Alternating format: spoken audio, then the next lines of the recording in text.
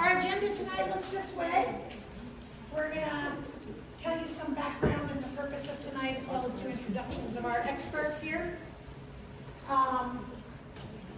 Then we're going to jump into the meat of this, about scholarships in this decade versus last decade or 30 years ago, or there are some of you who've had scholarships going for a very long time. It's very impressive. And hopefully give you some insight on what the counselors know and what the colleges are looking for in students versus and what scholarships are getting the most feedback, the most applications, the least applications, depending on what you're looking for. And then lastly, and we were going to ask, because we know a lot of people have a lot of important things to do tonight, we're going to have you ask your questions at the end. So we're going to have a whole panel, and I know our experts here are going to stay as long as we need them to stay. And Avis and I are here for the long haul too if you have extra questions. But if you hold your questions till the end, write them down, put them on your phone, whatever you'd like, that would be great, so that we can move through the presentation and get folks back to their cooler houses. I don't know. You guys are lucky. I'm from Tahoe. John, I don't have air conditioning. Do you have air conditioning? You do? Oh, I don't hear about it. So I have to do, we're doing this presentation in Tahoe tomorrow, and everybody's like, oh, it's so much cooler. I don't have air conditioning. This room that we're going to be in with no AC is going to be nice and warm at 91 degrees. So I'd like to introduce our experts tonight, and I'm going to let you guys introduce who you all are to each other. We have Stephanie Yurkovich. You want to go first? Hi guys, I'm Stephanie. I am the career guidance specialist, so I run the College and Career Center at Dorado High School. And I'm Hannah Dewater, and I do the same job at Union Mine High School. Cami Escobar at Ponderosa High School. Yay! Well, welcome. We really appreciate that you guys came and joined us. This year, I've been with the foundation for almost 3 years now. This last scholarship night was the first one that I got to attend in person and meet these wonderful women. Before that, everything was via email, and we got talking, and we've had a few meetings, and we're just trying to make everybody's scholarship experience, students and donors, as successful and wonderful as possible. Davis, you want to go for it? You want to give them the background of where this came from? Sure. So, yeah, as Kathy said, really I've been at the foundation too. I came in about 6 months after Kathy and this was really, even though Kathy's our scholarship coordinator, we see a lot of the action going on, and I also had the unique experience as well this last year of having seniors going through the scholarship process. So we were seeing things from both ends. And we had lots and lots of questions as far as the process went, seeing our children go through it, seeing our donors go through it. And we started meeting with this crew. Actually, almost all the counselors in the county were on the call last spring, talking about how can we make things a little bit better and stuff. How can we make it better, again, for the students, for the donors. There were questions we'd had, even having children going through this, you know. How are things different from a four-year university to a community college and stuff? And how do we take advantage of that, again, for both sides of the table? So we came to that, and we have some changes you're going to see tonight that are going to be implemented this next year to make things a little bit better from the process end of things. And then we're going to give you guys, and especially these folks, are going to give you some great tips on things to think about. So we'll be sharing everything as far as, you know, we got a lot of information about financial aid, college-based scholarships, both at the community and the four-year university, so we'll be going over that with you. And again, just the goal is to make this as best it can for both sides, the students and the donors. And one thing I forgot to mention, originally we were going to do this for the fund holders at the El Dorado Community Foundation, which is about a third of you out there. But we opened it up for the whole community. But so if we speak to something that you don't understand, write it down, because the fund holders might have slightly different questions than those of you that are running your own scholarships, and vice versa. Okay? All right.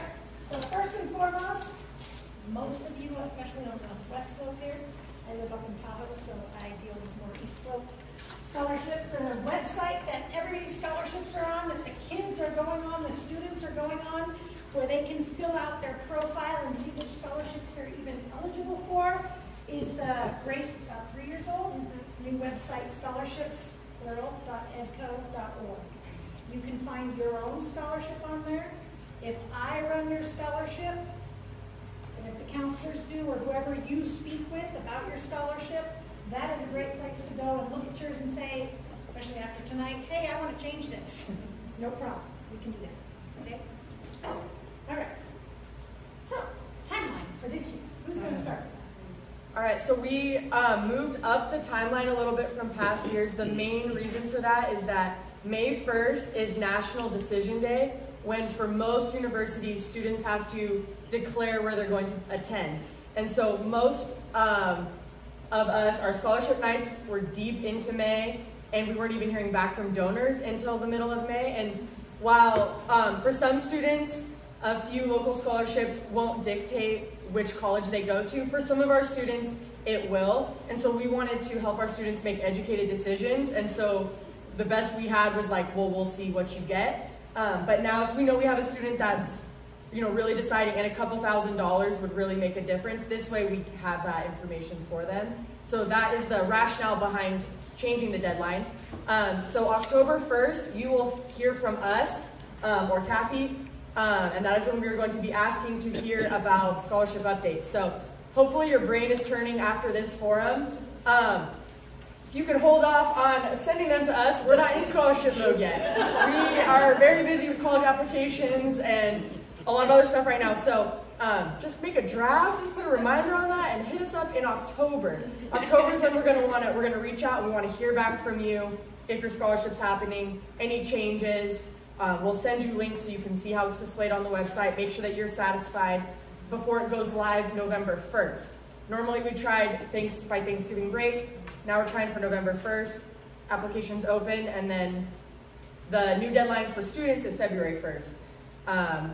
Even though it's shorter deadline, they wait till the end anyways, so we don't think we're disadvantaging them The fund at all. of the foundation, I can see on Smarter Select when they open it, I would say 95% open it about 6 hours before the deadline and finish it somehow by midnight. So 3 months should be plenty of time. So basically they're going to be ready for adulthood, because how many of us do that, right? Last minute. So we figured that month isn't going to alter too much. So February 1st applications will be due, and then we're just hoping to hear back from you beginning of March, and then we'll have our scholarship nights. But that way, at least if we have those students that are kind of towing the line on a decision, we can help walk them through that. And we understand too as well that some of you have deadlines that you set before. So you have January deadlines, or your committee cannot meet that February 1st deadline. So we understand that. You guys know us, we're flexible. So we just, like it's always been in the past, a majority of our scholarships were always due March 1st, with a couple trickling into mid-March, April, and even May. But that was our, again, like what Hannah explained, the reasoning for moving up the when they open and then when they're due. But of course, we're flexible, so just know that. And I believe you guys know your scholarship nights, and I know South Tahoe Highs, which is our 4th local Dorado County high school. You guys want to share that? I believe most of them are in April. Or? She knows hers for sure. Yeah, May 4th for Ponderosa. Mine, oh yeah. No. Okay. We have a new director of guidance this year at Dorado High School, and so she's coming to us from San Jose, a completely different district, completely different deadline. So we're still working on ours. It will either be the second to last Wednesday in April or the last Wednesday in April, like it was this past year. And we'll be like early May, Union Mine. We don't have a set date yet. And South Tahoe High, for those of you that are doing scholarships up there, it's going to be April 25th, which is big for South Tahoe High, because last year it was June 1st. So we've really gotten them to move up, which is great for the kids. Golden Sierra is May 10th. Golden Sierra is May. Okay, good. Excellent. All right, so we have the new things, the updates and the rationale for these new things. One you heard about is a February 1 deadline. As Hannah said, that's because we are trying to make sure the kids know sooner in case that May 1 deadline is important to them. The other big change with the EDCO or El Dorado County scholarships for all of our students, and I'm going to come off the screen for a sec, I'm going to show you, maybe I am, is we are going to separate out, roughly this is what the general application has looked like in the past, which is what the students complete on the EDCO page, and what's beautiful about it, if you're using this, which I believe most people, at least in this room, are, the kids fill this out once, they upload it to every application that they can apply to. So they're not filling out the same thing 50 times or 13 times or however many applications they're filling out. So if you don't use this yet, we really encourage you tell your counselors, and actually all of you at the foundation use this, thank you. But tell them and they'll move you to using this general application. But this year there's a big change. We were asked by the people who have merit-based scholarships for the most, that right around here it always asks financial need questions. If you're getting a merit-based scholarship, it's really hard not to look at the financial questions, right? You have one kid with a 4.4, one kid with a 4.3, and one kid's family makes $300,000 and the other kid's family makes $100,000. It's really hard to not consider financial need. So, it's your choice as a donor. If you are a financial need-based scholarship, there will be a financial need statement that the kids upload separately. Same exact questions as last year, just pulled off of the general application. And for those of you that don't want to see that, because you want to make this off of what the students have done, you are going to ask just for the general application. If you need to talk to your organization or your committee to see what you want to do, it's just something we need to hear from. If we know you're need-based, I'm assuming we will just put the financial need statement on there. If we know you're merit-based and we don't hear from you, we won't put the financial need statement on there. And what I mean is that they would upload it to your application. And I'll say, yeah, for EDCF, because I know you have a lot of donors, but for the donors that aren't with EDCF, just know, I think for us, we will ask, do you want financial need or not?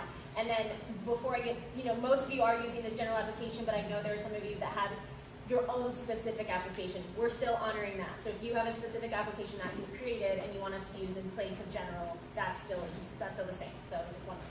And that'll be all part of that update that we send out in October. We'll just be asking for if you use your own application, an updated application, and would you like us to upload the financial need statement as a required document? And then you can let us know yes or no if your scholarship wants that. But it is something that we saw from our side of the house, that people said that they had merit-based scholarships, but then and again, we don't engage, especially this last year, Kathy and I recused ourselves from almost every scholarship thing that went on at the foundation because we did have 2 seniors. But even though it was merit-based, we heard a lot of those fine lines at the end looking at that financial information. So we would just ask the question to the donors, is it merit-based or is it, is it financial need? It's okay if there's a little bit of both in there, but just to be aware of that and cognizant of any biases and stuff. So that was one thing that we observed just as someone who was managing the process. And something else to consider if you're not sure, and we're going to make you decide in a month, you could ask for the financial statement and then separate, so your committee could not open it. You could, make a point of not opening it. If your committee decides, hey, let's not look at that, that's just fine. You can do it that way too. It's your committee, it's your scholarship. Okay? All right, so those are the big 2 changes. Big one being the earlier deadline, and the other part is that we're separating those 2 pieces out in an attempt to keep it uniform, but separate enough that the merit-based people can have true merit-based scholarships. Okay, it was continuing on data. So we asked for data. I want you to know about 80 pages of data about this is West Slope, El Dorado County students are doing after high school. So I decided you were not getting 80 pages of data, so I picked what I thought was the most pertinent to scholarship donors. But if that kind of stuff interests you, you are welcome to reach out to me. I'll give you my email again at the end of the night, and I can talk through you or give you some points that are quite interesting. Yeah, so this is great data because we kept asking the counselors as well as at the district level, because people were always asking us, who needs the money? Where are the kids going? Are they going to 4-year institutions? Or are they going to 2-year? We know COVID had impacts on certain things. El Dorado County, at least the West Slope, has run very, very consistently that the same percentage of kids have been going off to some sort of institution. About 70% are headed off to somewhere. We do have, looking at the numbers, it tends to run very consistently. About 0.5% staying in state and going somewhere in state. Of that, again, it's about 60-40 going to a 4-year versus a 2-year. And a lot of our 2-years wound up flipping to 4 years as well. A lot of our kiddos start out at FLC. It's a smart financial choice. And then they will transition to a 4-year institution and stuff. So that's the numbers. But it's just, for the numbers on El Dorado, on the West Slope side, it's very consistent. We haven't seen a lot of changes and stuff. At this point, I'll be interested to see the next set of data that comes out again. But even COVID, it stayed pretty similar. And if you notice, the reason it drops a little is because, and I'm sure it's a little too small to see, we're still the same number of kids going to school, to university, whether 4 or 2-year, but there's a few more students in the school system. So if I can read you the number, in 2021, there were 1,600 seniors that graduated, or that went off to college, that graduated, and 1,050 of them enrolled. Back in 2012, 1,052 enrolled. There were just not 1,600 that graduated. So the same number is going off to school, which is quite interesting because our population has grown quite a bit in the 10 years. So it definitely speaks to these guys' work and getting kiddos prepared and off and roll. It really is very impressive, these numbers. The number of students that are qualified for with the A through G requirements, meaning they could apply to a 4-year university, is very high in the West Slope, Dorado County, like 85–90%. That's pretty impressive that all those students are taking, if you don't know what A through G requirements are, and tell me if I get it wrong, but it's 4 years of language arts, 3 years or more of math, and it goes through social studies, science, electives, language, fine arts. Yep. Missing one. You got it. Which also includes technical education, yeah, So and language. that's a very impressive number that the high schools on the West Slope and the counselors and the teachers, but that these kids are getting this opportunity. They have the choice to go to college. It's not the same everywhere in California. Okay. There's the meat of everything about scholarships besides the other. Yeah, so we just wanted to go through some of the basics, and we're going to break this up into the different boxes and stuff. I said I was going to take box number 1 because I am living and breathing it right now. My freshman leaves next Friday, and so we have been looking at all of these costs right now. So there is still the tuition.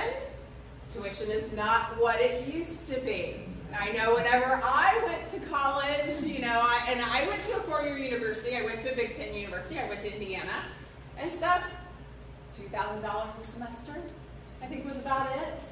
And stuff for me to go to Indiana University, a big university. Yeah, now you're looking at, you know, $5,000 to $10,000, so more than double. That's a public university. Yeah, and that's a public university, let's not even talk private. So tuition has gone up a lot and continues to increase. Housing as well has continued to go up. The universities are absolutely packed as well, so they are building to house, especially now that we're seeing the COVID bubble of kids that might have stayed home now move into those 4-year universities. Maybe they stayed home. Almost every university in California, even in the western states around us, are completely overextended in their housing right now. So there's a lot of new building going on in campuses as well. So housing as well is very expensive. Dining, we all know that going out to eat right now is expensive, and those costs are going to get passed on to the kiddos. So even dining plans are more expensive now for kiddos. And that's what's changed too in the last 10 or 20 years, is dining and housing are separate. So if you ask a kid what their housing cost is, the dorm room is not included dining. Yes. Yeah, so whenever I speak to like my daughter's tuition at Oregon State, that does not include her housing and dining. So for her, she is out of state, it will be $10,000, and then it will be on top of that. Yeah, a quarter, $10,000 a quarter, $30,000 for the year, and that does not include her housing and dining. And if I'm correct, 35 is the average cost of a UC school, 20, 25 for a CSU here in California. Yeah. That is with housing. With housing and tuition. The whole. So just to give you guys a feel, gone are the days of $2,000. My dad was very lucky that we got out then. Books and stuff is books are still out there. A lot of them are online. They could still be charged for online usage, but a lot of them are online now. The libraries have really flexed at the universities to make that more available. Even things like computer software now. I know the IT at OSU is going to give her Microsoft whenever she gets there. That's no problem. Transportation is something to think about if you're one that's giving a community college scholarship and stuff, because those kiddos, gas, they're driving back and forth to FLC, they're driving back and forth to Sierra, and stuff, so it's expensive. Even if you think you're saving some bucks by going to FLC, those kids are incurring other costs that maybe a kid that's walking on campus is not. These guys even brought up good things of tires for their cars. I'm like, you're right, I didn't even think about that. And then just other general supplies. So overall, just going to college is a lot more expensive than when I went 30 years ago. So Fafsa, who was going to take that one? Oh, me. Oh, you. So FAFSA, most of you are probably familiar or have heard it, but it's the free application for federal student aid. So what's new this year is the state of California has joined, I think it's 7 other states, to where it is now required for high school seniors to complete a FAFSA.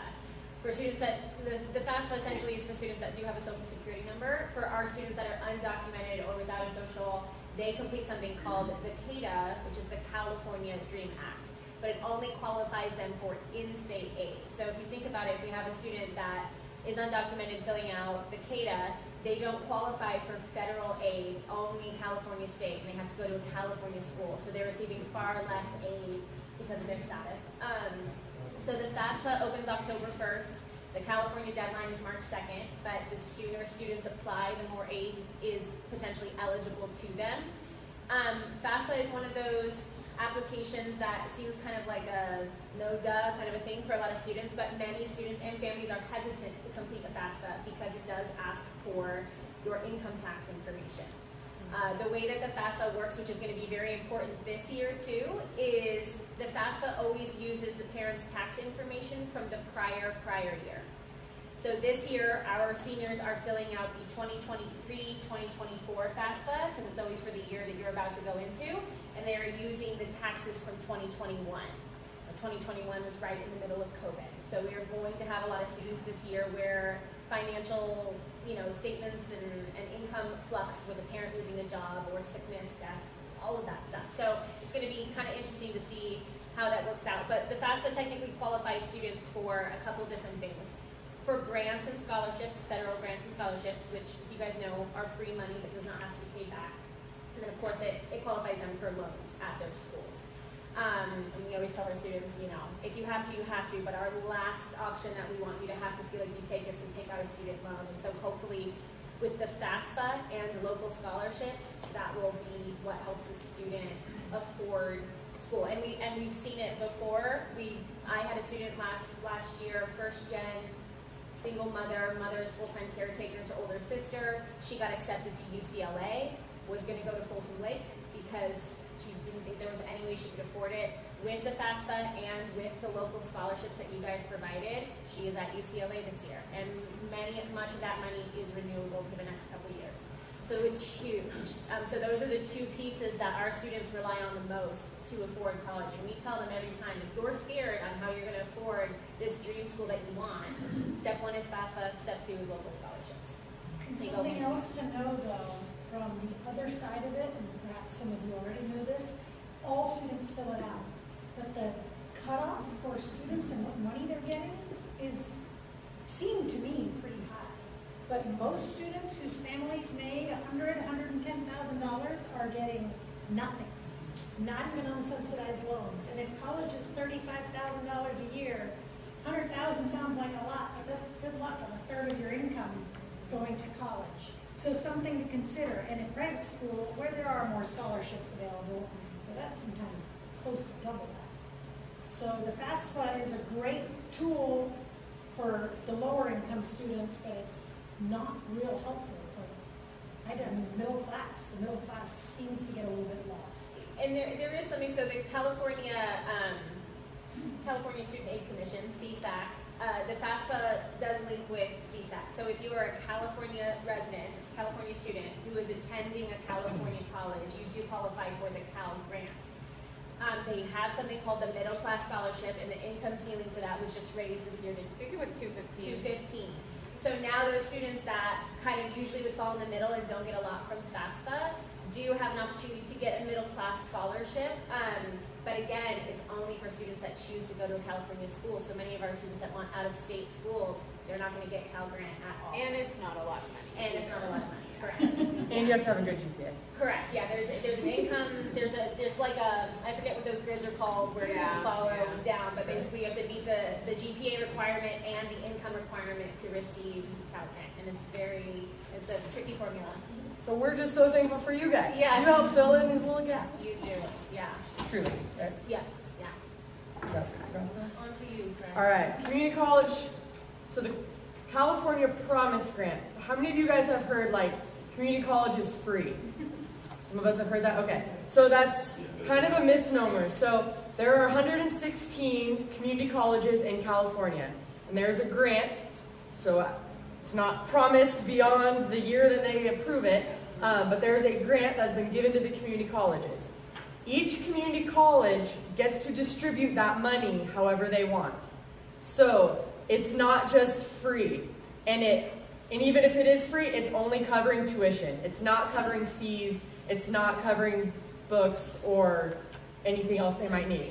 Transportation. So if you're in a lab and you have extra lab stuff, it doesn't cover any of that. So every school gets to decide how they do it. So even between like Sierra College and Folsom Lake College, there's different requirements. They have their own deadlines, all those types of things. So just to be aware that they could have the opportunity, but even then it is to be tuition free. Doesn't speak to the other, Right. Yeah. The other fees that exist. And I'm not sure how much longer that grant is going to be available. We had students last year that thought that they met the requirements of doing a FAFSA and registering for 12 units, and then they ended up getting charged fees. And it was not something that they anticipated because they thought free community college, but ended up finding out that this was at FLC. They ran out of that grant money last year, and so students that thought they weren't going to be paying fees ended up having that. They kind of put a priority deadline on doing the FAFSA, and if you didn't do it by that deadline, it ended up being a kind of a first come first serve until they ran out of money. So community college, great option. Even if you are paying full tuition, it is generally less. If you get the Promise Grant, tuition's free, so that's a great option. The next box, if we look at four-year universities, so we have private and public universities. We've kind of gone over those costs already. Private colleges tend to be much more expensive. They sometimes have lots more aid they can give. But again, every college gets to have their own requirements and their own hoops for students to jump through. So serves some, doesn't serve others. WUI schools are schools that are non-California colleges that give California students a discounted tuition. So each state tries to take care of their own students, right? California wants California kids to go get an education, go get a good job, to go be a productive member of society, but of California, right? So Idaho, Nebraska, everybody's doing that, right? So if a student from California wants to go out of state, it costs more because you've got California covering you. Well, WUI schools will give those students a discounted tuition. It is not the same as in-state tuition usually, and some schools have a much better discount than others, but that is an option for a student that really does want to move. To go out of state, you have to live there 2 years, so you can't just throw an address on an application and say, oh, I'm Montana, I'm a resident. It doesn't work like that. It's actually even harder than that now. They They make it almost impossible for a student to become an in-state resident, right, even for 4 years. Yeah. I have a child going out of state, and she has to stay all 4 years. Yeah. If you're a student, you're a student. You're different. Exactly. So those are WUI private universities, and then financially and college scholarships. So again, colleges have merit-based scholarships, so they'll give students just because they have a 3.8. Okay, you qualify for these scholarships, and then other ones will have more specific requirements.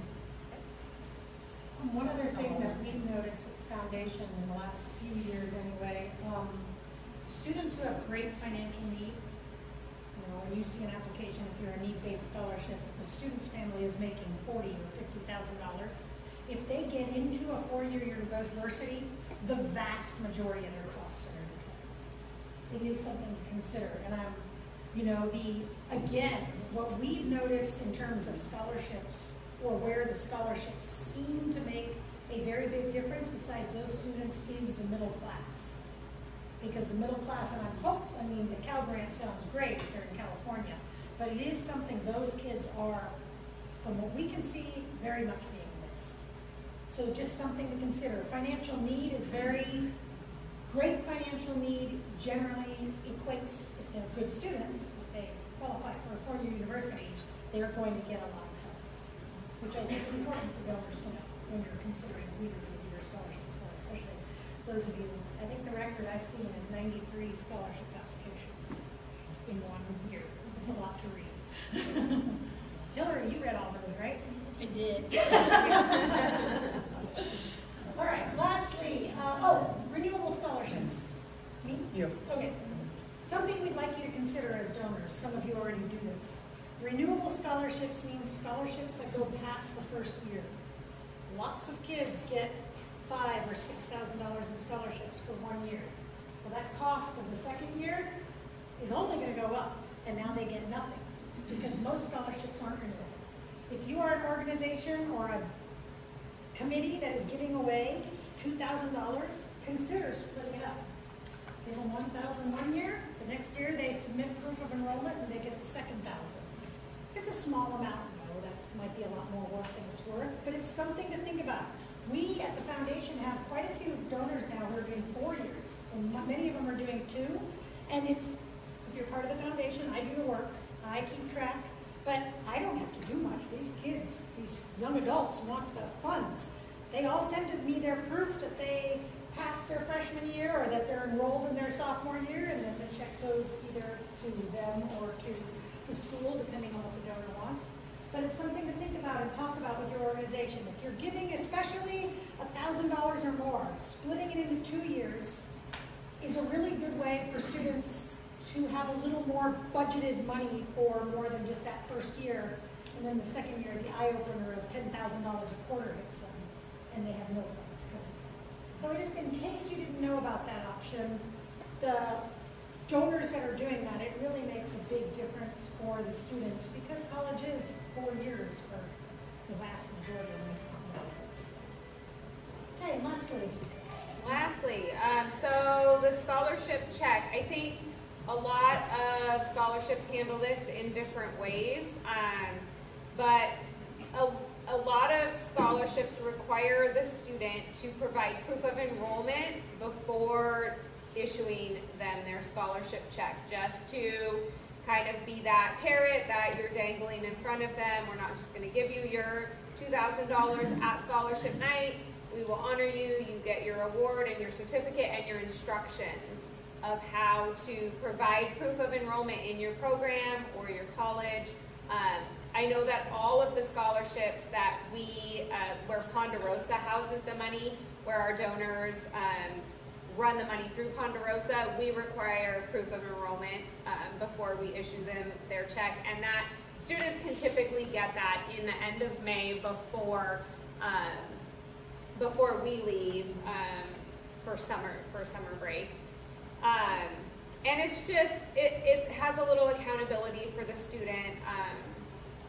But my personal opinion, giving the student the scholarship check made out to the student versus the college, I would lean towards encouraging you to consider writing the check to the student with the caveat that they provide their proof of enrollment before getting that check.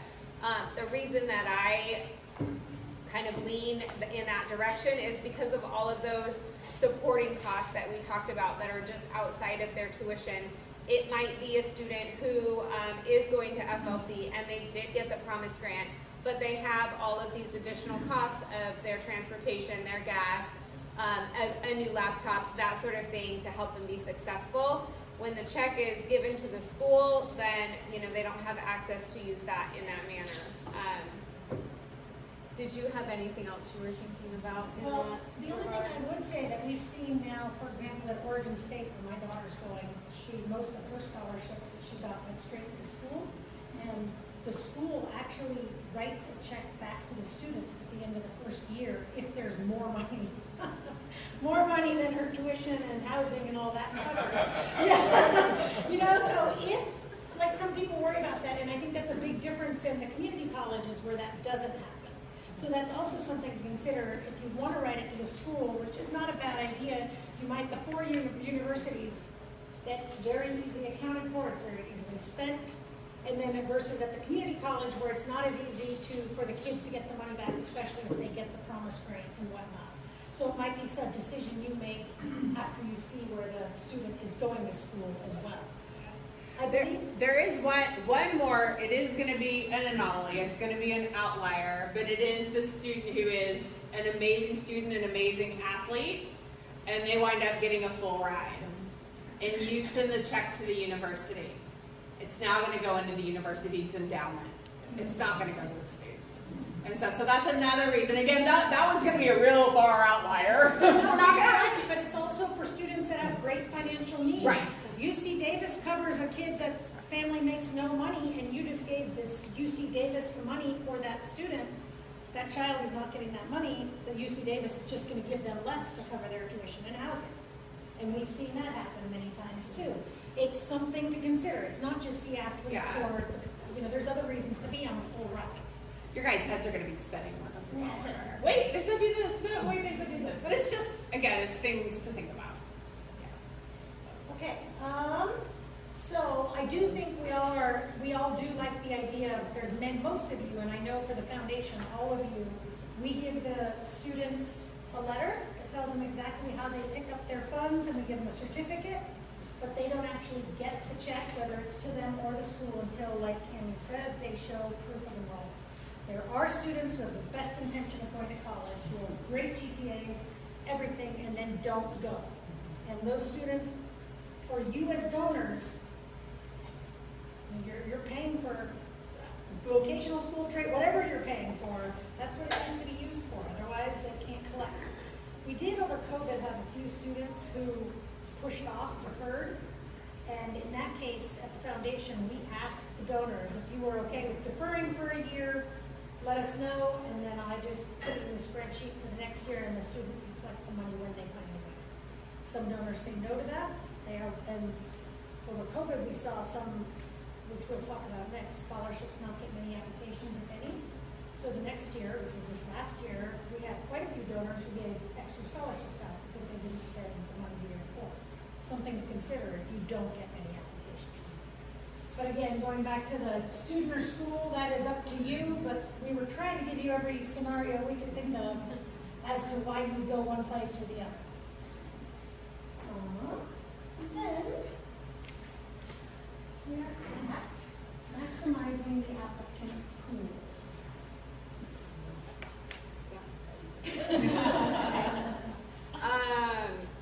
There are some of you that probably want to see more applications. There are some of you that might want to see less applications. The range of, we have what, 180 plus local scholarships that we house on our EDCO site. No, you're over 180. Oh, those are probably active. Yeah. There's like 230. Yeah. And some of them have very few requirements in the requirement section. So the way that the site works is the student's going to create their profile. They put in all of their information, their high school, their intended major, their GPA, all of those things. And the site will filter for them their scholarships. They can still see everything, but it has a little grid and it shows them you meet all of the qualifications for this scholarship. You meet all of the qualifications for this scholarship, and it lists them in that order. So if you have a scholarship that's getting 90, 80 applications, it's probably because there aren't that many requirements. So more students are seeing that at the top of their list. The scholarships that tend to have the least amount, sometimes no applications, sometimes 1 to 5 applications max, are going to be the ones with really specific requirements. So the ones that require a student to major in a specific major, those are really specific, and a lot of times that's going to really limit the kids that are going to apply for that scholarship. I would say a GPA requirement is pretty common. So a lot of merit-based scholarships will have a GPA requirement of a 3.0. That you're still going to get a lot of applications with that requirement. I'm trying to think through. Some of them are just for females. Some of them Or just for one particular are for high school. athletics. Yeah, you have to have played a specific sport. Nationality or ethnicity, heritage. What Yeah. we see a lot is specific high schools. Some of you have only the Ponderosa High School, or only El Dorado, or only the West Slope schools. Something to think about. If you want more applications, you're still going to have the same requirements of athlete and musician and Yeah. 3.0 GPA, but open it up to all seniors in El Dorado County, or El Dorado Union High School District, or just more than 1 or 2, if that's what you're interested in. And we kind of troubleshot together a community foundation scholarship last year. It was for Oak Ridge and Ponderosa. They wanted to award at both schools. Ponderosa had no applicants. And that was a scholarship where the student needed to major in a music related major. We ended up working with the donor. He really wanted to give the scholarship. We changed the criteria to you had to have participated in a music program at Ponderosa during your time there. We might have said 2 years, I forget. And then that generated scholarship applications, just changing it in that way. And keep in mind, students are filling this out in November, December, January, right?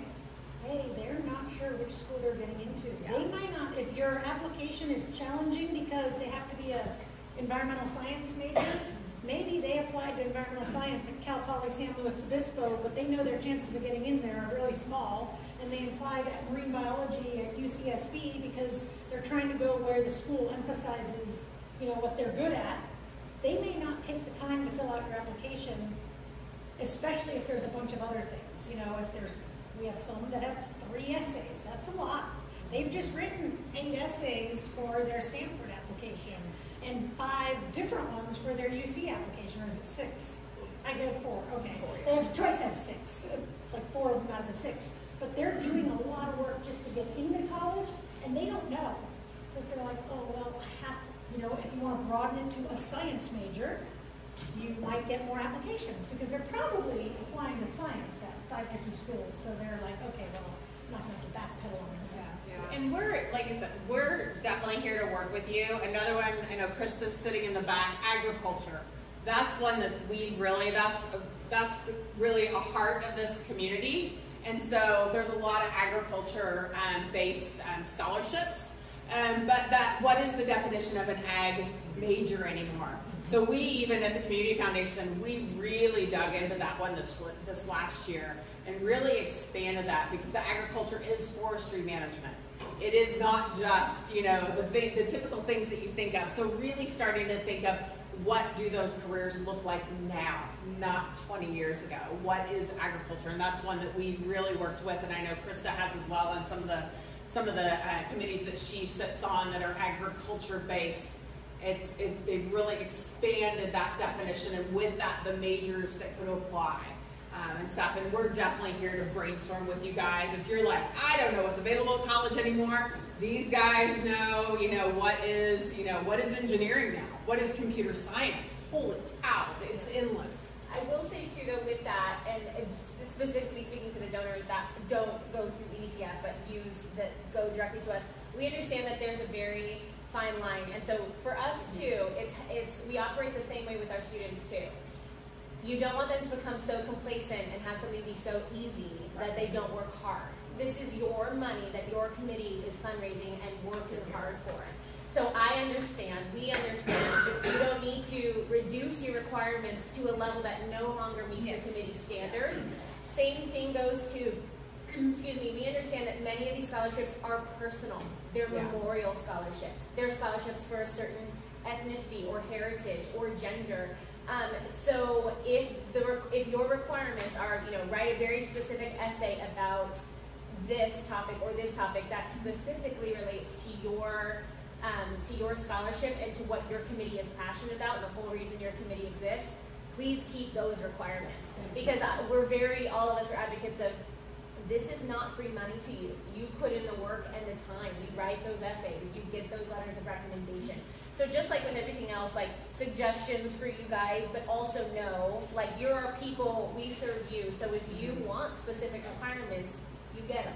Like, so that's, I just wanted to make that clear. And if you want really good writing topics, email me.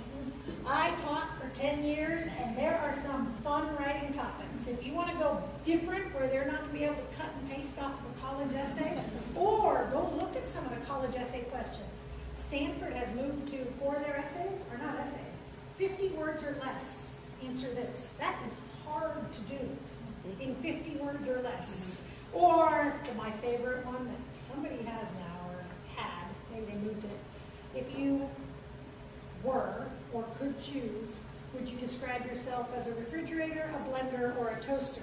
Why? They're fun to read. Kids are entertaining, and they'll have a good time doing it. You will see writing skills, even if your scholarship isn't a creative writing scholarship. So definitely go with what is the culture or the flavor of your scholarship. But what we did here, at least at the foundation, most of our scholarships, or the donors felt like they wanted more applications. So when we talk fewer requirements, that's to get more applications. If you are the lucky one, maybe you're not so lucky getting 90 applications and you want less applications, add some requirements. Think about what your committee is really filtering through and make those choices. If you know every time you pick an athlete, then please make that one your requirements. I have a really good example though up in Tahoe. A memorial scholarship for a husband, the family, the wife passed, and she was a big cross-country runner. And this scholarship is for a good student who's a cross-country runner. 3 years in a row, no applications. So this year, didn't get rid of that, but he put in an athlete special consideration given to cross-country runners. He didn't get any applications for cross-country runners, but he got 27 applications, oh, and had to be female. He got 27 applications for a good athlete, and the family had the greatest time reading. Oh, and he said, and if you're not a cross-country runner, explain where you run. They were great essays on the basketball court. One girl wrote something about soccer. Guarantee I run more than that 2.1 miles. But it turned out exactly what he wanted and what he was looking for the memorial of his wife. So try to be creative if you're looking for more, but like Stephanie That's said. a great suggestion. Just little tweaks here and there like that. And if he got the cross-country runner, he put it in his requirement. Special consideration given. He could have easily chosen it without even reading the application. Yeah, and if you feel like you're not getting the type of applicants that you think you should be, like that's where we come in, because we're around teenagers all day, so we can help interpret how they're interpreting, right? You might actually be very clear, but they're not getting it, and so we can work with you on if you're like, this is all I want, like I just want an athlete that's a girl, like, whatever it is, like we can also help you with that, because at the end of the day, we're just trying to connect, like, them to you. We just want the money to flow. So and we want you to be happy. We want scholarship night to be a huge celebration where you're just super excited to give that money to that student. So that's a big part of why we're even here tonight, is because we do work so closely with you, and we want to make sure that you're getting the applicants that you want. Can one of you guys talk a little bit about just some of the, we thought we'd give you some of the terminology that's out there that's pretty new. We did want to point out merit-based GPAs. If you're getting too many applications, your GPA minimum might be too low. Many merit-based applications are at about a 2.5. That's too low. A 2.5 is really, barely passing. For example, the California State University system says that you only need a 2.5 GPA to be accepted to any of the CSUs. We know that not to be true. A majority of our students are getting in with 3.0s and above. So they say that, but they're taking their applicant pool and who they're admitting is actually a much higher GPA. So just stuff, yeah. So other things that are newer or changing is different options. Class rank is disappearing. More and more, Yeah, it's gone. It's gone. As of this year, As it's of gone. this. Yeah. not on the East Slope, Oh, those yeah. they're doing Tahoe applications. But what they're trying to do is do it more like colleges, am I correct, with Summa and magna cum laude? Basically now there's a minimum GPA and those kids get the top award. How are you guys doing? No rank at all? No, we're still having valedictorian and salutatorian, and it's just not on the student's transcript. Because with the addition, what you have up there, the addition of concurrent enrollment classes and dual enrollment classes that aren't always showing up on the transcript, a student might see number 1. There might be 3 students that are seeing number 1 on their transcript. They think they're the valedictorian, when really it comes down to a query calculation that our directors of guidance have to run. And so it was muddying the waters, and they took it off. But no, we're not moving to a, Like Yeah. over, okay. yeah. We'll just say, for example, my son, who just finished up his freshman year, he's very excited because he's number 1.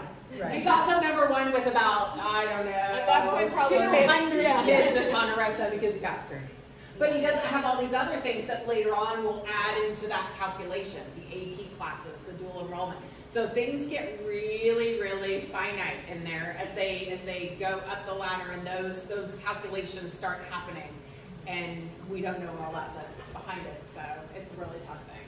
So can you guys speak a little bit on AP classes, dual enrollment, concurrent enrollment, what that all means, and especially what we're talking about are classes that you might see on the transcript, and you might see like a star indicates a dual enrollment class, and you should know what that is because honors classes are honors classes, and most people know that. But if you don't know, some of these students that are taking dual and concurrent enrollment classes, you should be very impressed when you read the transcript.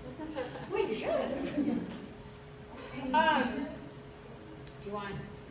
Yeah. Okay.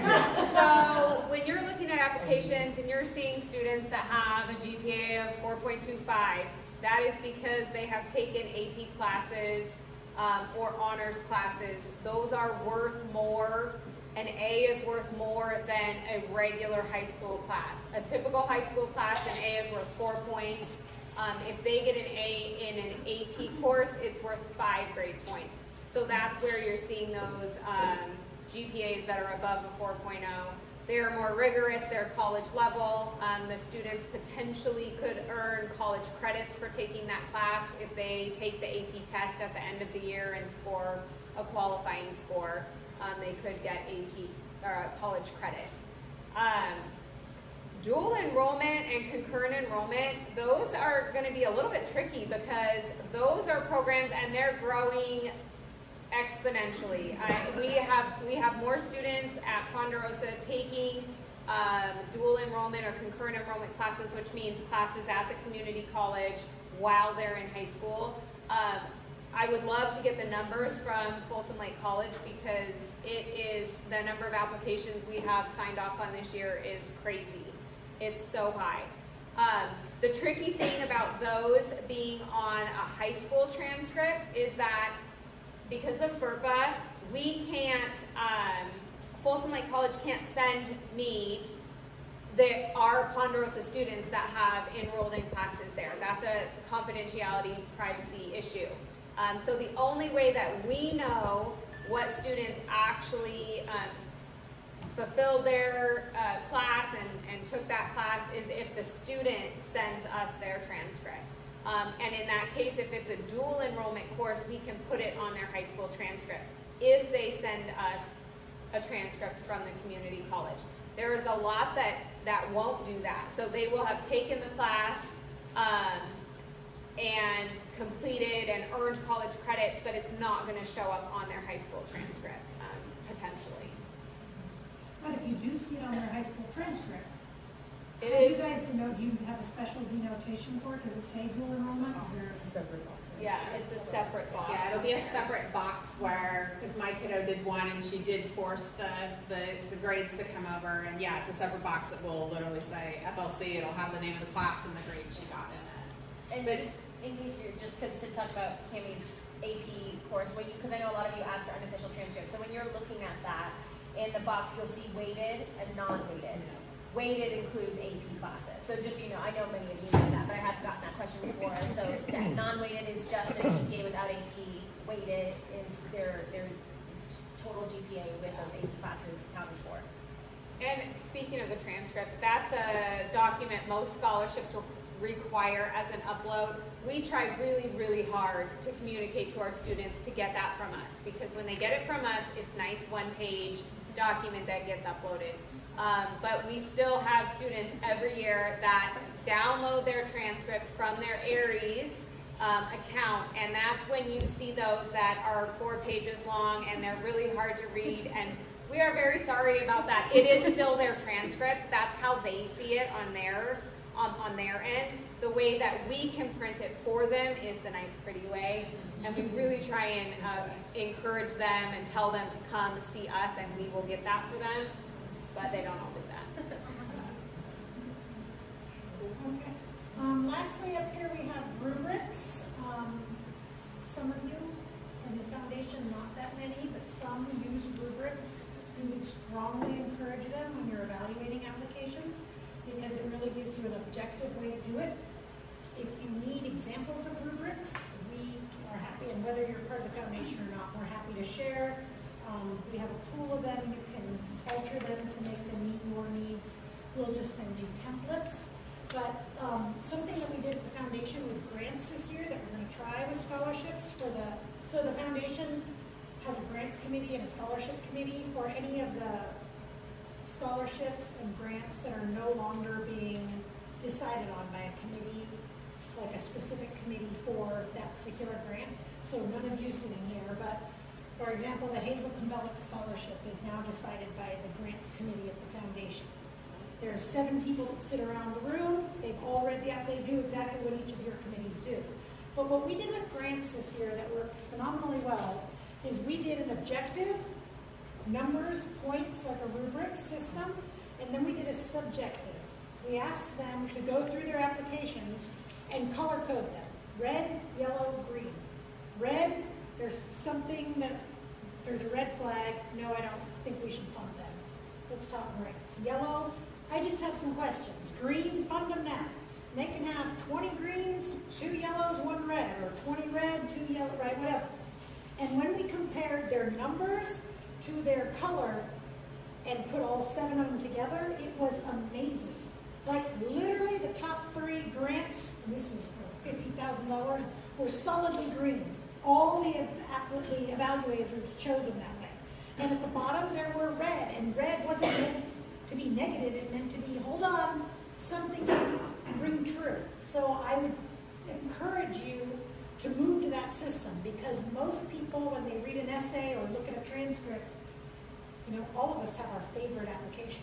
But there's probably a reason you have it. And if you also do the numbers and see if they coincide, or at least it's up for good discussion. But we're happy to provide those templates. We're happy to, whether you're part of the foundation or not. And if you have any questions or want us to look at what your rubric looks like, happy to help you with that too. I thought rubrics were the cues.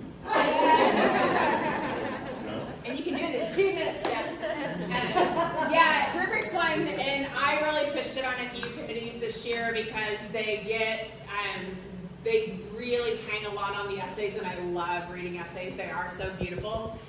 Our counselors do a great job, and the programs at the high schools do a good job on essays.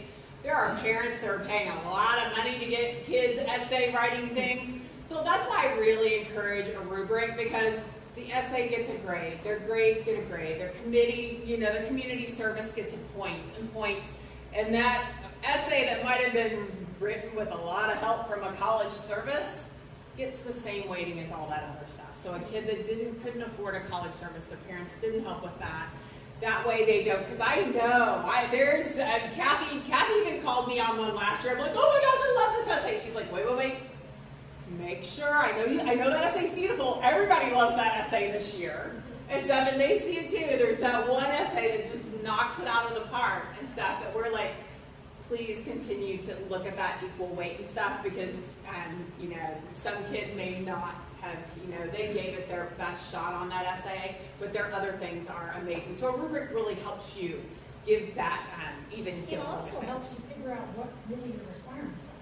Yeah, If you what notice matters. you're putting all the weight on the essay, then why are you asking for them to be athletes or musicians or even ask for their transcript? I mean, save yourself some work. But maybe you're realizing, wait, community service is really important. I mean, John McDougall has pay it forward, right? Community service is very important on a scholarship. Well, that should be weighted in the rubric so that you see that. And then if you're like, wait, that's too heavy, because wait a minute, they're really strong in community service, but what about this and this? But then you change your rubric to match that over time. So please reach out. We're happy to help you put it together or send you a bunch of templates and let your committee and you put it together, however you want. Okay. Ta-da! We're done. We are done. Did we miss anything? No. Seems like it was a lot. You guys have any questions for our experts? Question. Sure. Couple questions. Okay. This is the first I've heard of the foundation. Okay. So how is the foundation different from our application being part of the listed applications for the school district, So- for the The El Dorado Community Foundation is like an umbrella for nonprofits and donors to be a part of.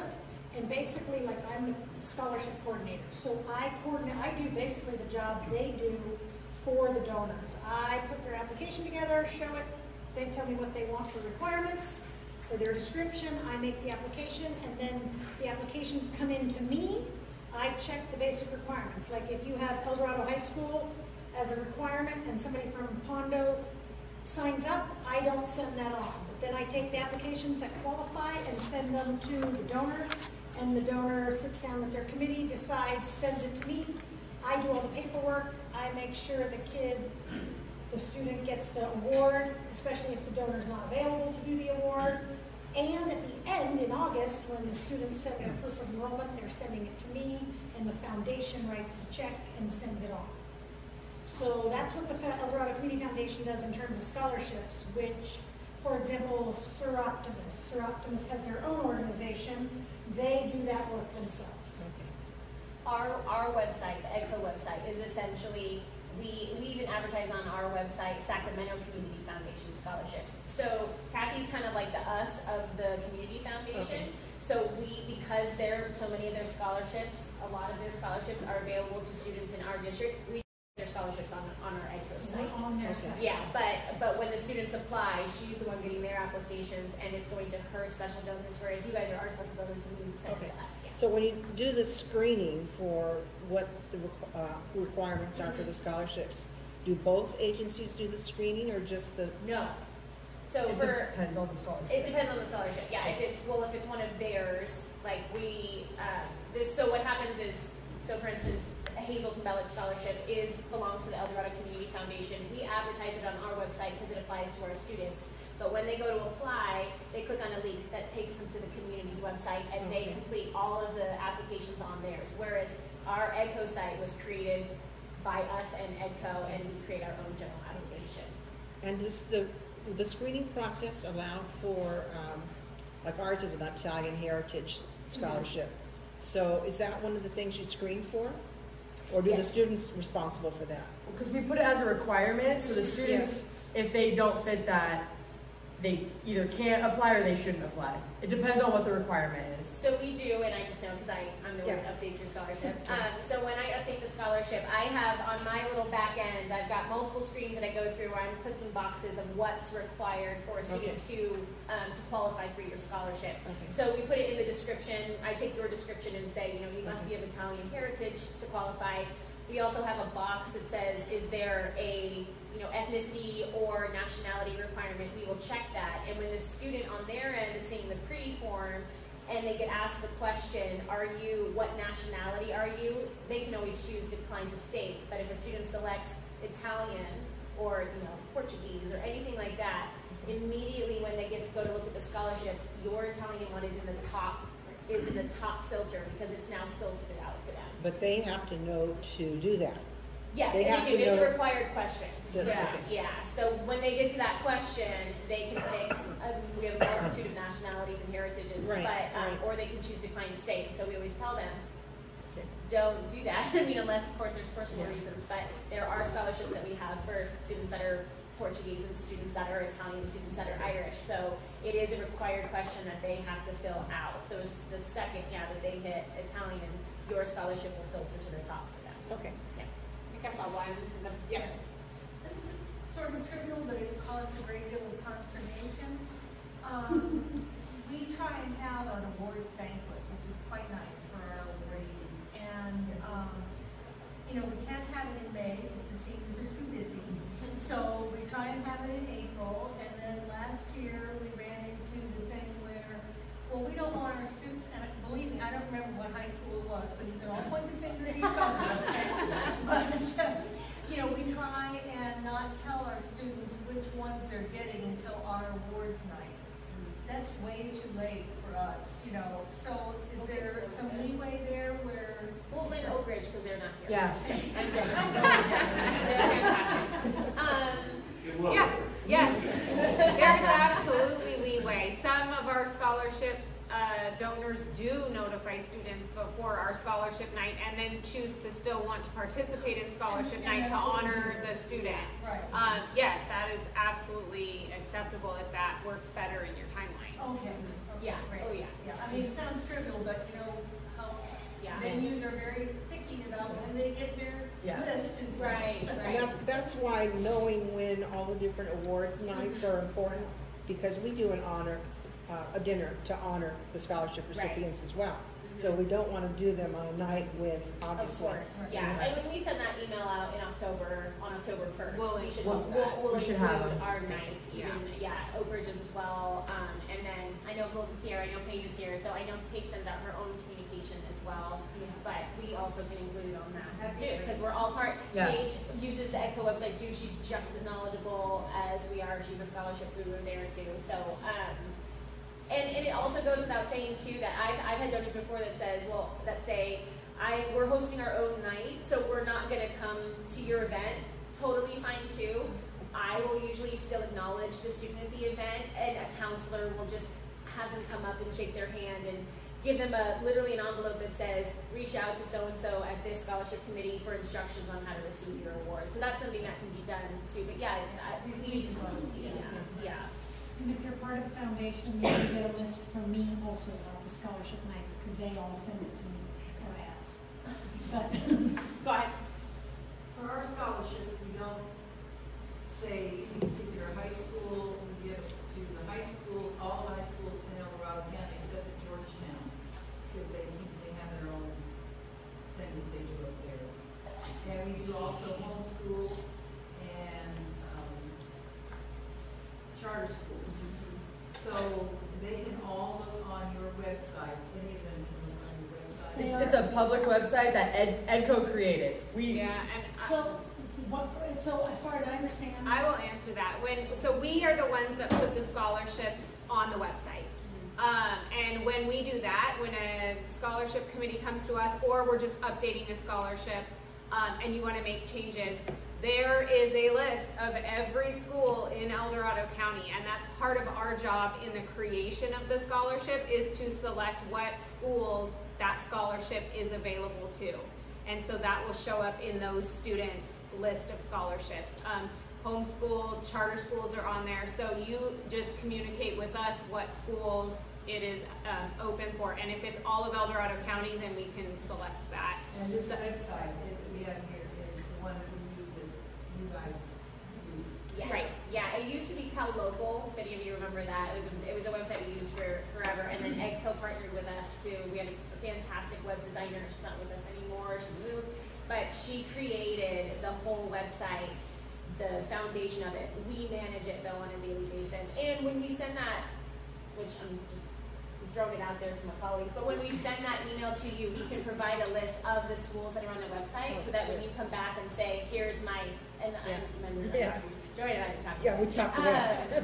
But so that when you come back with updates, you can see the schools, you can say, I want it available to this school, this school, this school, and I want to add this school. So you can pick, because there's lots of charters and other schools that. Let them know it's a public website, so kids from Folsom or. Yes, we have that app. Yes, so you have to pay attention though that if you're serving El Dorado County, which is a requirement for the EDCO donors, we've actually had this come up last year with one of our scholarships. An El Dorado County student has to be one of the recipients of your scholarship. If you want to go to Folsom, you can, but you have to be on this website, be at least awarding one El Dorado County student this scholarship. But no, it's public, so anybody, any child or young adult can go on there and build their profile. And at the foundation, I go through and screen that. It happened. I had 3 young men from Folsom High apply, and I'm like, Folsom is in El Dorado County? But they don't go to Folsom. They probably live in El Dorado County and go to Folsom High, so maybe they're trying to do it properly. And just so that you are to the ECHO website, it will not, any student can view the scholarships. The website will not allow them to apply if they are not a student in El Dorado County. So the Scholarship Foundation, is not separate, a separate entity from you guys. You guys are all one. So our scholarships, we're separate, but our scholarships are on the website. So the only connection, which there's many connections and it's a very good relationship, so I don't feel like the only thing. But so the El Dorado Community Foundation is its own foundation. The El Dorado Union High School District and EDCO have created this website. All we merely do is post their scholarships on our website so that students can see them in 2 places if they want.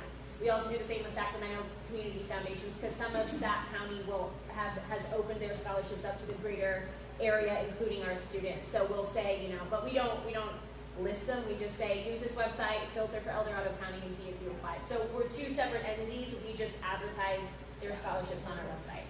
No, we were on the website for a long time when you guys first opened it up. And then our president came in our group and decided that she didn't want us there anymore, so took us off. So now I have to work to get us back on again. So who do I talk to do that? Give us your email and then we'll, Yeah, and we'll invite you in October. One of the 3 of us will put it on the website for you. So when I don't go on the website and put it on myself. No, we'll do that. Yeah, we do all the legwork for us. The way that it works, because we have so many websites, is between our, and Golden Sierra has very specific websites for them, South Tahoe has very specific websites. So each school essentially has their scholarships, thank you. Each school has their own kind of contact person. So we split the donors. So the donors offer scholarships to all the students in the district, but to manage the workload, I've got like 40 donors that I personally adjust their scholarships. So does Cammy, so does Hannah, and then so does Elise at Oak Ridge. But she has a long-term sub right now because she's so when I call your school, they can point to you or you. Yeah.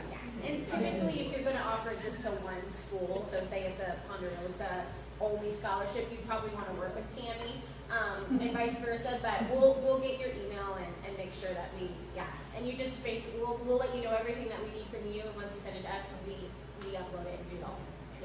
Jeff, did you have something? Yeah, first, if anybody wants to see an example of a complicated rubric. Yes, thanks. Jeff and Roseanne and I used to work at Intel, so we are, data. That's why they threw me the data slide tonight. I would probably need to post a short discussion to talk through it, because even people who have now who will be seeing it for the 3rd time, will need reminders. I have a more than 1-page description of how to go about filling it out. You're welcome to use whatever you want. We do administer award scholarships to students for BAPA.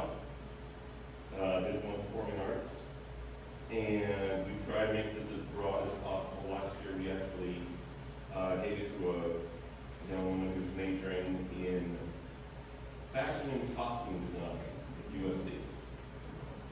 And I know that's it really, she's really challenged. Let me say, I would never have considered fashion art until I saw her work. Yes. But because of that, I would love. So this woman did have work posted at the Rhode Island Institute of Design and Arts or something like that. And I'm perfectly happy to go look at a link to a YouTube video that a kid has made, or is it permissible though for us to host our own site, or, because I know you guys, EDCOE, no, actually, sorry, EDCF, can't afford to, you know, tailor their website to everybody's possible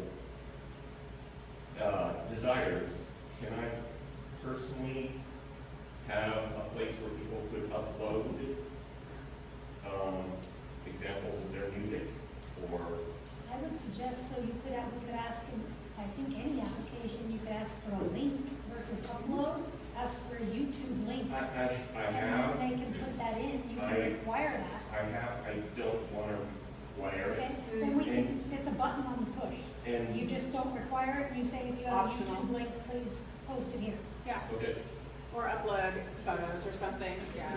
The uploading, the only photos are okay, but like videos get big, and a lot of systems won't take too big, so I would figure out something smaller, whether it's a YouTube link for a video or one. Or a Google link, Jeff, if they put a video in a Google Drive and stuff, they could just share that link and that would be easy peasy.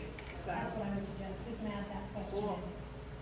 5 till. John, wait, we have John? another question. Okay. John, new invitation. I have a question about we have scholarships in 2 states.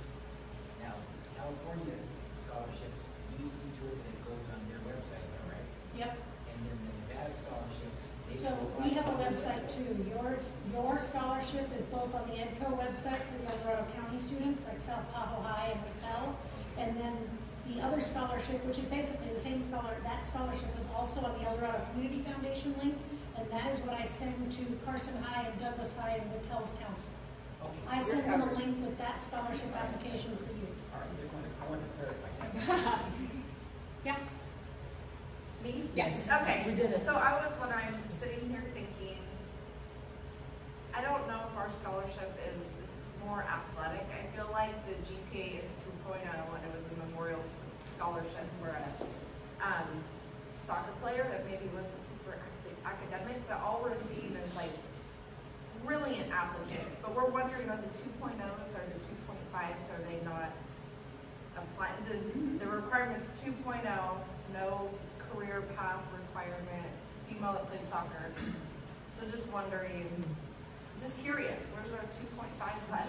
Yeah, 2.0? I mean, I would say if it's yielding the kind of pool of applicants that you're hoping for, then it's kind of like what I mentioned before. That's a very personal scholarship, and we do have scholarships like that where I do have donors that call and say, I want a 2.0 because I know there are students that are deserving that are going to a trade school or community college that are just as deserving of scholarship money, so I want it to be this way. So again, if it's yielding applicants that you're excited about or that you think, I think it's not. Oh, you're saying it's not, I'm sorry. So it's fluctuated. So this is my third year reviewing. I was actually one of the original recipients back in the day, so I'm working with the dad.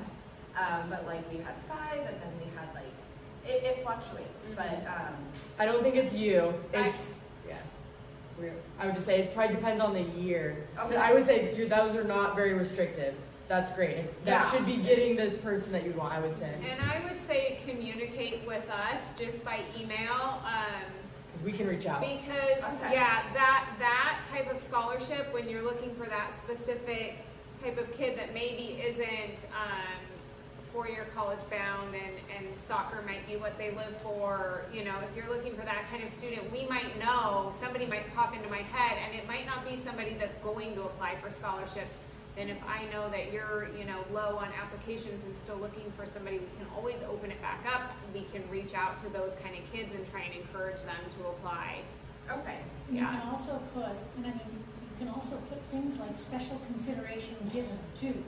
Okay, and I was that doesn't thinking about limit them. I'm not in charge, but I will run it by, I'll run it by the family. Yeah, and a lot of us, especially if it's an athletic scholarship, most of us will at our sites reach out to the coach because they're working with them on a daily basis, and we will say like, do you have some kiddos that fit this, because here's an opportunity. And they're just as, you know, desiring of a student being successful getting scholarships. So we definitely do that when we reach out to you know, if it's a CTE, we'll reach out to the woodshop teacher, see if he's got some kiddos that fit.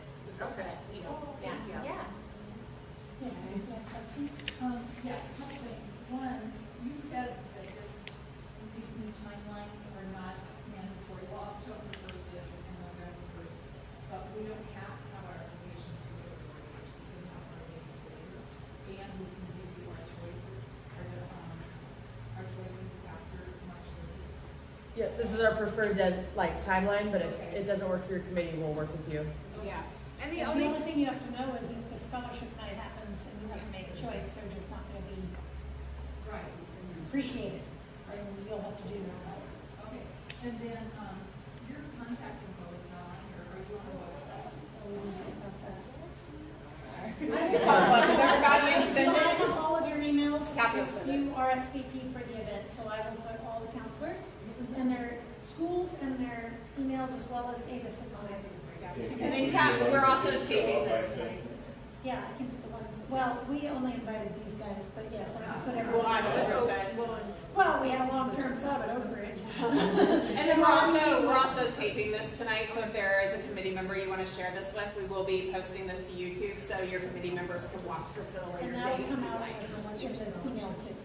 And if you did not RSVP and just came, or you RSVP to somebody other than Kathy at ElDoradoCF.org, I need your email before you leave. Otherwise, I'm not psychically going to find it in thin air. Yeah. I just have a comment. I really have to say that the process seems to me to work very smoothly, and I know that's what we really hard to run. And I appreciate that. when we could just upload our stuff and we had our own little section, you know, where we went to and got the applications, that was so much better than what's Awesome. on. Thank you you. for saying that. That's very helpful because we don't always know. So thank you. Yeah. Very, very good. Well, thank you all so much for, oh, we got one more. Oh, I have a question for you. Are you familiar with the Christmas Society? Kristen, Christmas, it's an alcohol and beverage scholarship. So anybody that has a liquor store or winery, works in a winery. A restaurant. Restaurant, they're eligible for the scholarship. And it's, my daughter got it, 4 years ago? oh, a long time ago. Anyway, it's 1,000, 2,000, 5,000. And some of them are renewing scholarships. The problem is you have to be present. So if you're not present at the scholarship down in Irvine, you can't get it. You have to be like in the hospital or something like that. Like my daughter was coming back from New Zealand, and that was not an excuse, but she finally made it back in time. So, That's an interesting scholarship because they had a 3.0 requirement. You had to be a lettered varsity athlete and complete the essay. And what they did is once they had the students that met all the requirements, they put aside all the requirements and only scored for the essay. so interesting. Yeah, that was you should look interesting. it up and see, because So, all these people. It's Kristen I am Foundation. familiar with that scholarship. Oh, okay. On our site, we only include scholarships that are guaranteed to award to a student in El Dorado County. That is the benefit of that scholarship okay. for our students. Okay. But all of us advertise outside scholarships Yeah. to our kids. We just don't put it on Okay. the EDCO We site. don't want it to get saturated. We want local scholarships. We get emailed scholarships all Every the day. time, national scholarships. Okay. To, Yeah. can you Just put thought this I'd on your mention site? Oh, yeah. That's the line that we draw with the Okay. EDCO site. But we have lists of outside scholarships that we send out. Well, this one is particularly good because if your dad works or a mom works at a winery, you can Right. apply. Yeah, we got a few of those around here. Yeah. Thank you. I got one more statement. Yeah. Basically, for the veterans, my son-in-law's a disabled veteran. You got 2 granddaughters. They're getting a free ride into basically university or state college. Just Are you familiar with tuition, that? just Okay. tuition. Yeah. Just thought Yeah. Yeah. Yeah. Tina, you got Tina, one. you have- Yeah, we actually have a new scholarship that we would like to bring, and I don't know who I need to talk to. It would be someone that graduated from Camino School, but obviously, yeah, either probably attends Union Wine or El Dorado. Perfect. We'll put it on the list and then we'll divvy it up. Okay. New scholarships. What a good night. Thank you all so much for being here. Thank you to Susie Davies and Moore for allowing us this beautiful venue tonight. If you aren't familiar with Moore, please check them out. They're a wonderful program here in our county doing occupational training for folks with special needs. Amazing program here. Reverend, this is their beautiful new facility that the community helped build. So she was gracious enough to allow us to come in tonight.